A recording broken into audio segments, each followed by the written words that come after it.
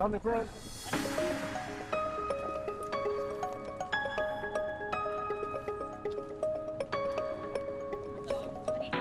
Couple of questions, Caroline. Happy Friday. Can you give us a preview of the President's Justice Department speech? Sure, I'd be happy to. As you know, the President will be heading there later this afternoon.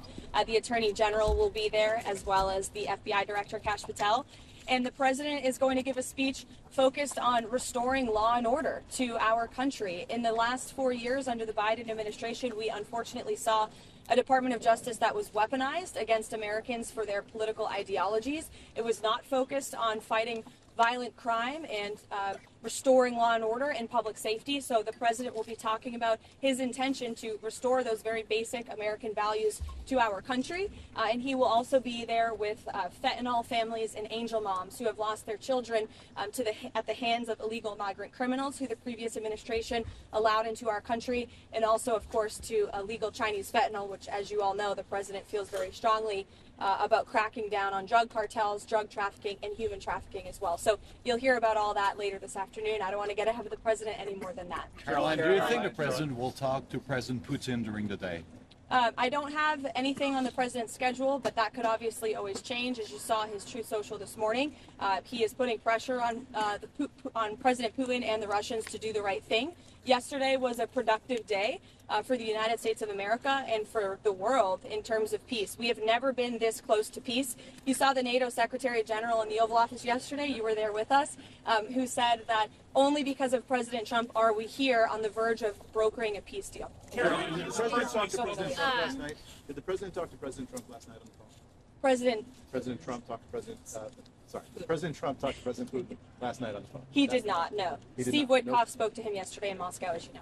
Has the President spoken with the incoming Canadian Prime Minister at all this week? I know earlier this week you said they hadn't yet spoken, but given everything that's going on between the United States and Canada, have they spoken yet? To my knowledge, they have not spoken. When they do, we can provide a readout of that. Do you have any updates on New York governor meeting with President Trump? Yeah, I believe it's still ongoing, or it wrapped when I came out here. But, the governor was here to talk about the pipeline that President Trump is very determined to get passed in the New England and New York area.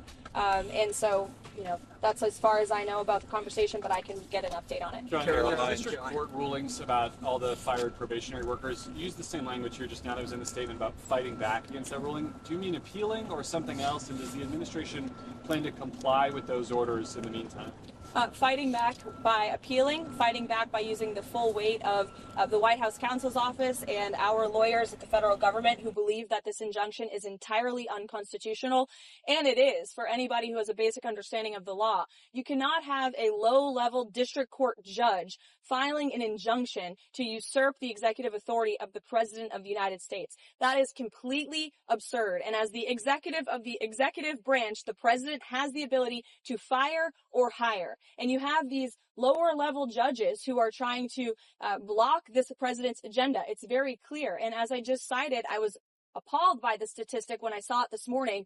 In 1 month in February, there have been 15 injunctions of this administration in our agenda. In 3 years under the Biden administration, there were 14 injunctions. So it's very clear that there are judicial activists throughout our judicial branch who are trying to block this president's executive authority. We are going to fight back. And as anyone who saw President Trump and his legal team fighting back, they know how to do it. He was indicted nearly 200 times, and he's in the Oval Office now because all of the indictments, all of these injunctions have always been unconstitutional and unfair. They are led by partisan activists who are trying to usurp the will of this president, and we're not going to stand for it. Does the White House have any response to the S&P 500 entering correction territory?